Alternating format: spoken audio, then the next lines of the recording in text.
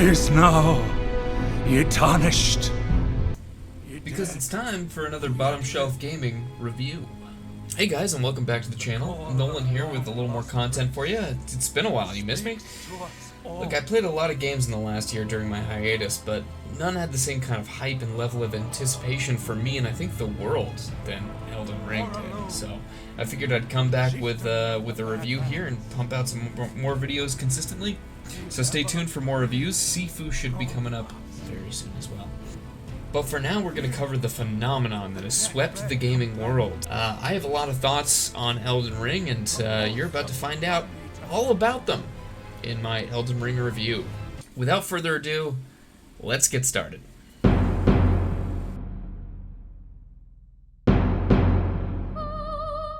My connection with FromSoft games began back in 2008 with the original release of Demon's Souls.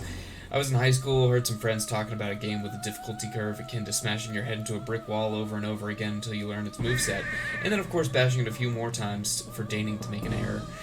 I hadn't begun my journey and subsequent love of absurdly difficult video games that would blossom into almost a requirement for my continued enjoyment, but after spending hours and hours on World 1-1 in Boletaria Palace, bashing that wall bloody with my sweating, stubborn forehead, I was in.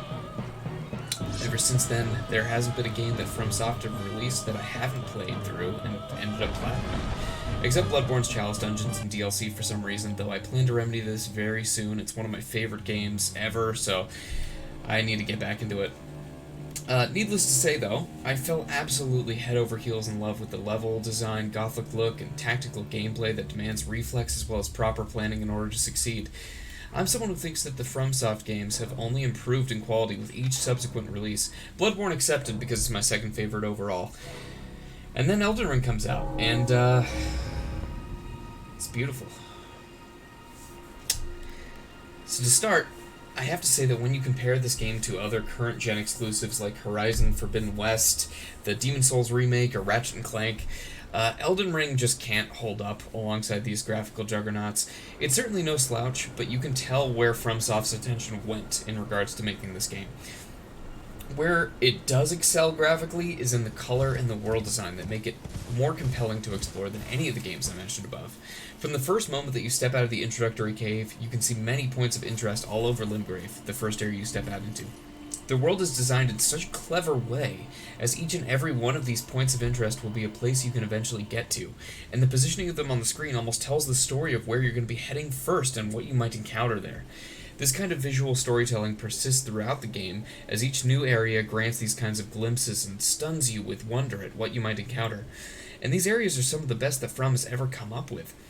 The level design in the first half of the game in particular has some of the most stunning legacy dungeons and hubs that I've ever explored. Full stop. Limgrave is a great basic tutorial area that links to the first real-world boss at the bottom of the Weeping Peninsula. The genius in having Limgrave merge into the red, rot-strewn lands of Caelid is super smart too, as you get to see early on the kind of horror that awaits you for later. I say later because in the first stage of the game you will likely be much too underleveled to explore it much. This is also by design, but I will talk more about how the game urges you down certain paths later.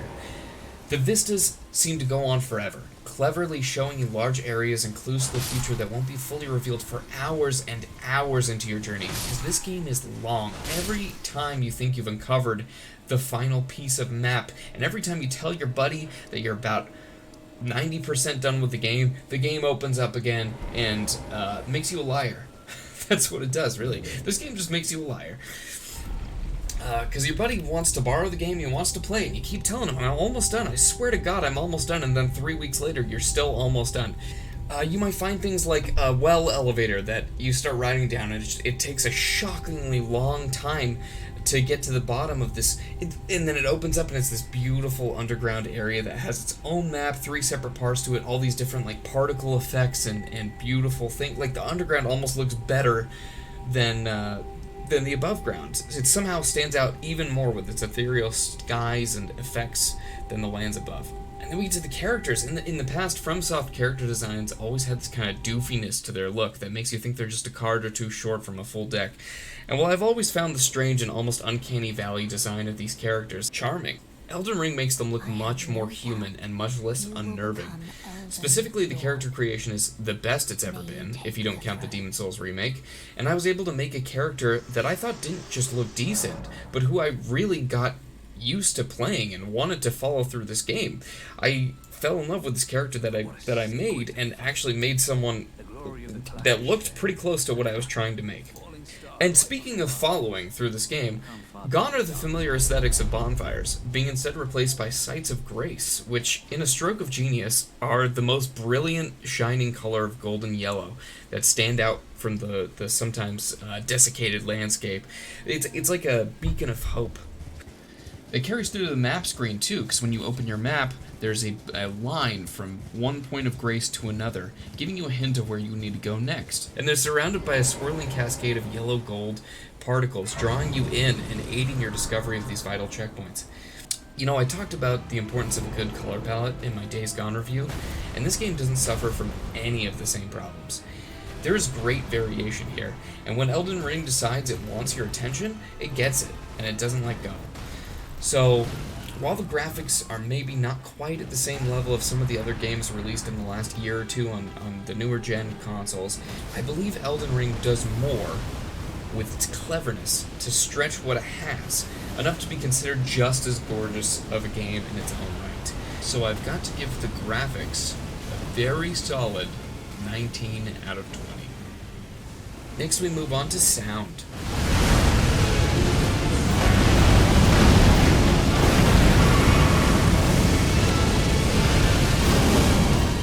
I see you found another great room. Wonderful. You are a worthy fellow tarnished indeed. I've been waiting for you with bated breath. Did you manage to recapture my fort?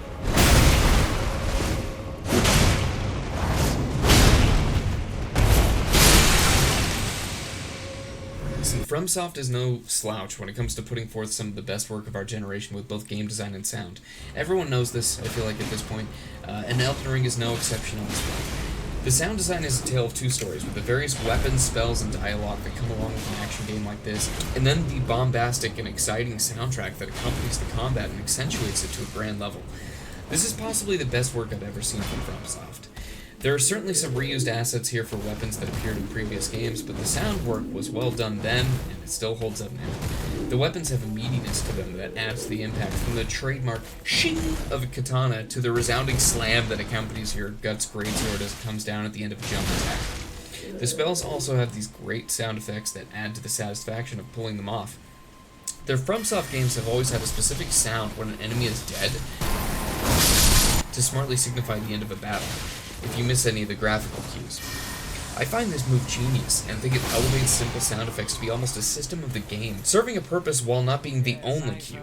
And I think this is how From have approached sound design, with purpose in mind. The storytelling is sparse in these games, so everything else picks up the slack. The music within the boss encounters helps to inform the storylines. Even the wild, blaring tracks have an undercurrent of sadness to them that lead you to believe that some of these characters have led a tragic existence. There are more cutscenes to kick off or interrupt boss fights, or split up two halves of the same boss fight, and the dialogue and sound design in these are also top-notch. I find the voice work here, again, to be FromSoft at the top of their game. From the introductory cinematic to Godric's voice actor, whose mid-fight cutscene is a favorite moment for me, and especially Gideon the All-Knowing. In another masterstroke, Gideon is a character who claims to be all-knowing, more accurately ever learning, as he resides in the Round Table Hold's library, sharing information with you as you progress through the game. His gruff Scottish delivery is so entertaining to listen to that I find myself checking in with him every time I get back to the Hold. And while in typical Souls fashion, I have no idea what in the ever-knowing fuck is going on in this game, I feel like I had more of a grasp because of these well-delivered breadcrumbs of exposition. While I feel that these games could absolutely use more dialogue delivered while in the action, whether from summons or the bosses themselves, Elden Ring does a wonderful job at adding more character to a game that was already brimming with it. The one complaint I have is that while the tracks fit perfectly within the boss fights and encounters, none are standout enough for me to listen to outside of the game. Maybe it just comes down to personal preference, but I'm always hoping for that track that I find myself humming to outside of the game, a la Zelda, or some of my personal favorites from the likes of Oblivion. But this is a smaller, more personal complaint that I don't think should hurt the score too much, so the sound receives an 18 out of 20. So we come to the gameplay, and this is the segment that I normally split into two separate scores to tailor my reviews for the specific game that I'm playing. This time, the gameplay kind of directly informs the story in a lot of ways, so I'm just going to cover basically everything left in this section. I'm going to split it into 3 different sections, 3 different scores for 3 different things in this game, and it's going to be split into combat. It's going to be split into exploration, because that's a huge part of this game, and then it's going to be story, enemy, and boss design. When I started this game, and I think for the first 40 hours or so, I thought this might be the greatest game I'd ever played. I played these games the first time in what I consider to be one of the most difficult ways possible. It's a self-imposed challenge that I find gives me the most enjoyment and satisfaction at the end of the experience, and I'm a bit of a sadist. What can I say? I just want to say that any way you decide you want to play the game is great, as long as you enjoy it and aren't making the experience worse for others. But this is the way I like my FromSoft. At least the first time through, I play a dex build, I play no summons, and as few consumables as humanly possible. Obviously I heal, but I don't stack buffs. I'll use them sometimes, and obviously the poison heals and all that shit's fine. So the first half of this game I found to be incredibly enjoyable, but also a little easier than I remembered. That's not to say that there weren't enemies that weren't huge irritants. I'm looking at you, birds of Stormvale Castle, you stupid piece of... But if you follow the path of grace, firstly to the Weeping Peninsula, then Stormvale, it should be quite doable as a whole afterwards. This is potentially due to the addition of Torrent the Horse and having a drive-by combat method in the open world to deal with some of the faster and heavier hitting enemies. I think much of the difficulty can be trivialized as well if you do use summons and stick to the path carved out by the Sites of Grace. The game does smartly allow you to access more of the map early, with you being able to circumvent Stormvale Castle to get behind it to Lake Liurnia early on, or just pop straight over Caelid. This is genius because it gives you an attempt to see things that you aren't exactly supposed to see yet. But gently, that is if you consider getting pecked to death by a rot-infested bird of death gentle, urges you back towards the path of grace, whispering, or rather shouting, "Come back later. You're not ready. Level vigor, maybe, idiot." Look, I love this type of game design, because it calls back to the stubborn head-bashing discovery that I experienced within the first Demon Souls. The freedom of full exploration is there, if you're willing to go through the pain to find it. And speaking of Stormvale and Castle Morn, and the many legacy dungeons included in Elden Ring, I'd like to talk briefly about another game that will no doubt be compared and contrasted with Elden Ring for years to come, and that's Breath of the Wild. See, Breath of the Wild almost created a new genre of open-world games by focusing almost entirely on exploration and offering a worldwide puzzle box to solve. But for me, something was missing. By innovating and streamlining too much of what makes Zelda so enjoyable for me was left out on the cutting room floor, and it felt like a big piece of what could make that game perfect was missing. And that really lies in the temples and the boss fights. I thought the boss fights were really shallow and kind of all the same in Zelda. And the temples were just so lacking. I didn't find the Divine Beast to be all that special or interesting. Probably the worst parts of the game, weirdly. But I think Elden Ring finds that missing piece. Or both of them, rather. The open hub world is brilliant in both of these games, but those areas aren't what you remember when you think about the best areas in the game. Elden Ring is broken up by these full experiences, like fighting through a Hogwarts-adjacent academy to fight its leader at the end, or learning about the horrors of grafting and experiencing some of its victims even in Stormvale before you reach Godric. These locations tell a story, and they're so densely packed that you have to run through with a fine-toothed comb to find every piece of lore and powerful enemy and item to fight and obtain. I could write an essay on how these make a good game great any day, and how they've elevated Elden Ring to be something greater and more complete and filling of an experience. But this isn't a Breath of the Wild review. Maybe I'll do one of those eventually, because I know my viewpoint isn't exactly the most popular. I still think it's a great game. It's just, it missed on a couple of aspects that I think are almost necessary for me to be really invested and consider a game one of the best of all time. So we've talked a little bit about exploration and how the game's set up. We'll come back to that with the score later, but for now we're going to deal with the combat. And this is where the series has always excelled. With Sekiro being, in my opinion, the most flashy and fun FromSoft has been, this is due to there being only one build in Sekiro, chosen for you from the start essentially. The only thing that changes, really, are the gadgets you use and the special moves you learn and equip, but By the end of the game, most players will have a very similar or the same exact Sekiro that they're playing as. This allows the gameplay experience to be tighter and for more focus to be placed on tailoring the experience to this type of play. Elden Ring adopts the opposite strategy of allowing the player a lot of room to make their own character and build using whatever weapons and tactics they want. Daggers, short swords, katanas, axes, maces, great swords, and more, each with their own weapon art suited to them, and that's just the melee weapons. There's also magic and a large variety of different magic, too. I can honestly say, after respecing upon finishing the game for the first time, that I found a faith build fun and varied for the first time ever, which is a huge accomplishment for someone who normally cannot stand magic builds. There's also summoning, which you can almost base an entire playthrough around. There are dozens of different summons to find and see if they complement your particular playstyle. Each can be useful in different ways in different fights, so each person could have a different main summon. What's useful to you early on may be outclassed by something you pick up later, so you're using something different and you feel kind of bad for leaving behind the summon that you used for the first half of the game. I mean, the variety is just staggering and so fun to play around with, encouraging multiple playthroughs to see everything you can do. The problem lies with the bosses not being tailored to a specific build. In the back half of the game in particular, Elden Ring's bosses scale up so much in damage and difficulty that it feels like you're being pressured into respeccing into one or two builds. And it feels like keeping Vigor maxed at the soft cap of 60 for the last run of bosses is almost necessary in order to not get one or two shouted by these juggernauts. I'm used to struggling with FromSoft games. It's kind of my bread and butter. The Nameless King in Dark Souls 3 tripped me up to the point where I could get through his first phase with no hits taken while still getting demolished by his second. Sword Saint Ishin nearly had me breaking my controller, and Sister Fried... Man, Sister Fried would probably still smack my ass and call me mean names. But the difference is that after finishing these bosses, I could look back and say, at least it was fair. Once I learned it, I could probably do it again reliably. And that's the key phrase here, reliably. Because Elden Ring has what I like to call unavoidable damage. And this is something I just can't get behind. I think if you're good enough, you should be able to get through this game without taking damage, without having to use a cheesy strategy to game the system, because that doesn't look cool. Like, you should be able to dodge through every single attack and be able to nail it if you're that good. But you can't in Elden Ring. I'm almost positive you can't. There are cheesy strategies where if you run in a circle, you can avoid certain things, but I don't think there's reliable methods to avoid these other than the cheeses, and that's not okay.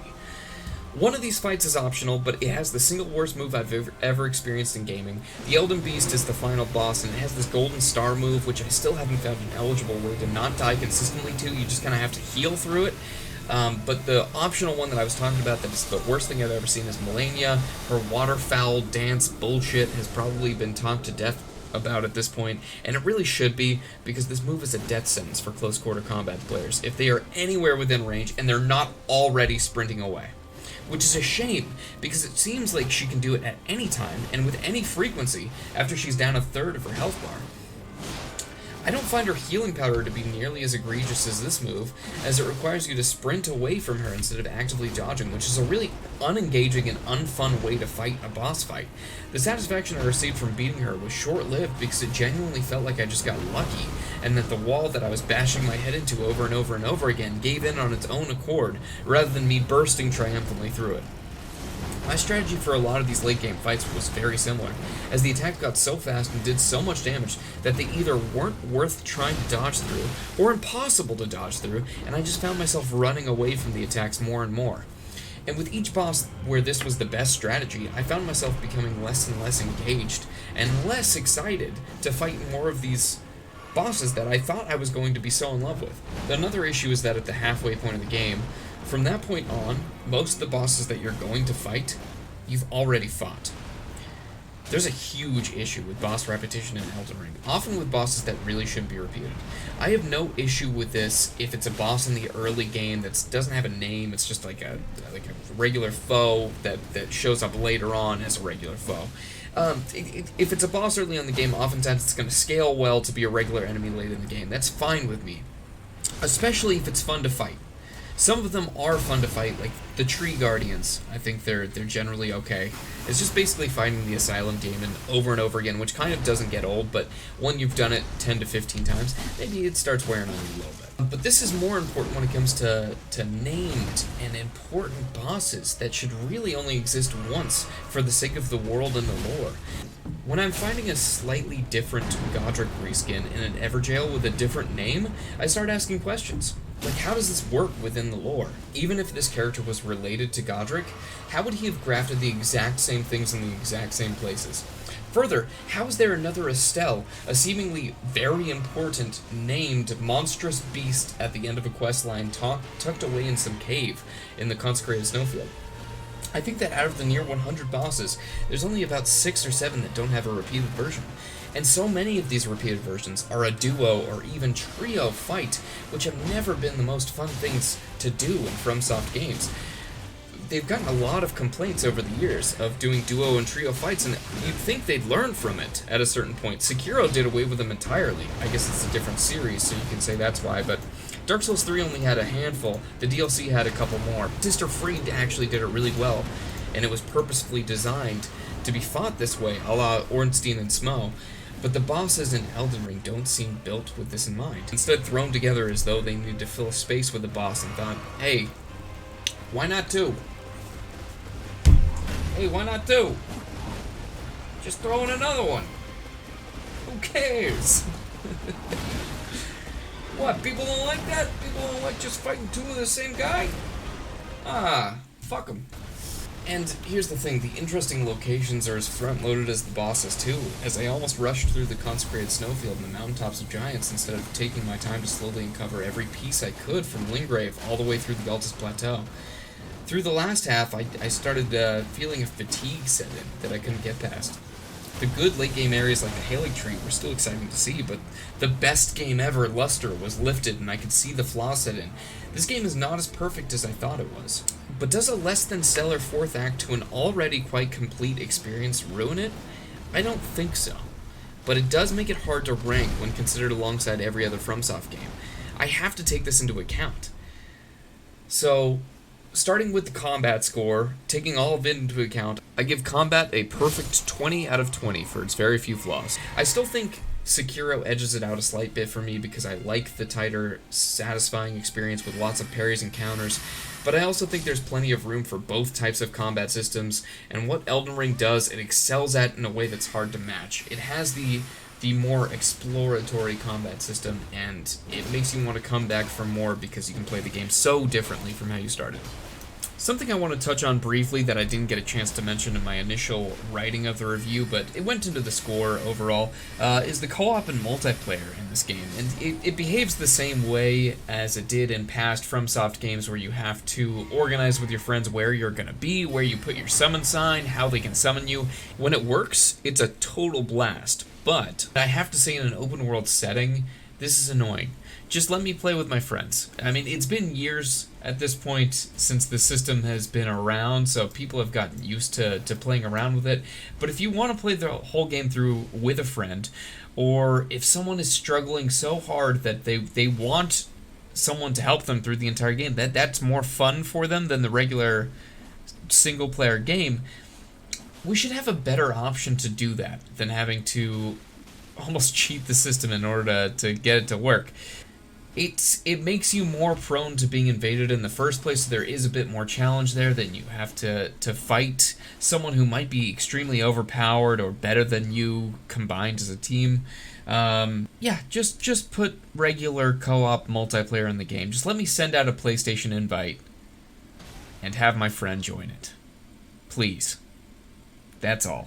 The second category that I split the gameplay into is exploration, which the first half of the game is unrivaled in. Adding the jump button, too, adds a whole new dimension to this game. It becomes kind of a platformer as you are able to jump around to explore different things, and since your horse can double jump, it's actually more useful to explore and find the items that you need to find and get to the higher up places that you end up horse double jump platforming for the first time ever in a video game. There's so much that this game does right that I think the exploration is the reason why I was so invested in it and addicted to it when I first started playing. And the first half I would give, honestly, a perfect score because it's the best I've ever seen it done before in a video game. But then the second half does let it down a little bit. The fact that the rewards weren't always worth the trek, and that every cave and dungeon was not created equally, making some of the content very skippable on a repeat play, starts to wear on you over time. And this is something that I want to touch on a little bit, these caves and dungeons littering the world. Some designed well, some not so well. They're generally pretty copy-paste endeavors with repeated, easy boss fights at the tail end that I would for the most part skip on a repeat play with very few exceptions. One or two of the ideas in these are quite good, but it's a case of quantity over quality that I think could have been remedied by simply removing 30 to 40% of them. Same with those repeat boss encounters, because I think if you remove 30 to 40% of both of these things, the game is better. It's simply better just by taking things out of it. Possibly it's just an overwhelming amount of content and they could have spaced them out just a little bit more. Because of these problems, it's brought down a bit, but I can't forget that in the beginning this was possibly my favorite game of all time, and it's because of the exploration that was a factor. So overall, I think it still deserves a score of 17 out of 20. The highs it has are so high, higher than any other game in FromSoft's catalog, but the lows are also probably the lowest they've ever been to. But because these highs are so high, it's still well worth your time. And the last category that I'm splitting this section into is story, along with enemy and boss design. And I've already talked about the difference in boss quality that's going to drop the score here a bit. There are also some crazy, hard-hitting enemies in the mountaintops of giants, and the later areas that fit into the category of unfair for me as well. And I wish they were tuned to hit just a bit less hard or have combos that are actually avoidable to make the later areas feel like less of a slog. So here, I'm going to play a clip of that in the background here so you can see. This enemy in particular, I just found extremely difficult and didn't know what I was doing wrong because it would just kill me so quickly and easily. I found the strategy was to lure it to a more open area and kind of run away from it because you cannot dodge through its attacks. And I still, in the same way that I find the bosses kind of unacceptable where you can't dodge through them, I don't like this. I don't like these enemies, and I don't look forward to fighting them again. And that's something that I can't really say for any particular enemies in any of the other games, except maybe those dumb crows in the Dark Souls 3 DLC. I don't know, maybe it'll change as I play it more and think about it more. I might do an update review to this later on, just to see how I'm thinking about it a couple months in or another playthrough in. But right now, yeah, some of these enemies just kind of piss me off. And that's all I wanted to add there. But I'm kind of splitting hairs at this point. The bosses that are well designed are brilliant and so fun to fight that I'm going to start another playthrough as soon as possible. And I really like a lot of like the regular enemy design, and the way they're placed in the world is perfect. There's these like T-Rex dogs that are hanging out in Caelid. Basically everything in Caelid just lets you know, hey, this place is fucked. Something happened here that ruined this place and ruined everything in it. All of these enemies are messed up, and they look messed up. It is a bad place. You don't want to be there too long, but you have to. And I just love that the enemies represent the areas that they're in and kind of tell a story of their own as well. This game also probably has the most interesting lore in a FromSoft game, bar none. It's because of these great bosses that help to balance out the less than stellar bosses that I found towards the end of the game, or like I guess not stellar, but less balanced bosses towards the end of the game, and the amazing lore that I would still give this category a 16 out of 20 despite its flaws. That I think you can overlook because this game is. I mean, I doubt that I really have to convince you of that. My final score for Elden Ring is going to end up being 90 out of 100. But guys, I've said in my past reviews that my average score is a 50, so a 90 for me is an amazing game. But even so, seeing that score, I can't help but feel a little upset. The early makings of this game had me feeling like it could be the perfect game. It could be 100 out of 100. It had me feeling joys that I hadn't felt in ages, and it reminded me of being so excited for a new game and being able to dig in fully into something that I loved so much. So please check it out. 90, which is still very high for me, is me trying to be as objective as humanly possible, but I am really in love with this game despite its faults. Hell, I'm going to dig back in this week by starting a brand new playthrough. And this time I'm going to stream it and try to let viewers influence what build I play and what I level. check it out by viewing my stream schedule, by following me using the link in the description. Should be some fun. With that, thanks so much for watching Bottom Shelf Gaming. I should have a channel update coming out soon, if it's not already out, to detail a roadmap of future videos, future plans for the channel, and for some reworks that's going to keep me posting with a little more consistency. Again, thank you so much for watching. Please subscribe and do all the things that YouTube wants me to have you do. It helps a lot, and I'll see you next time on The Bottom Shelf.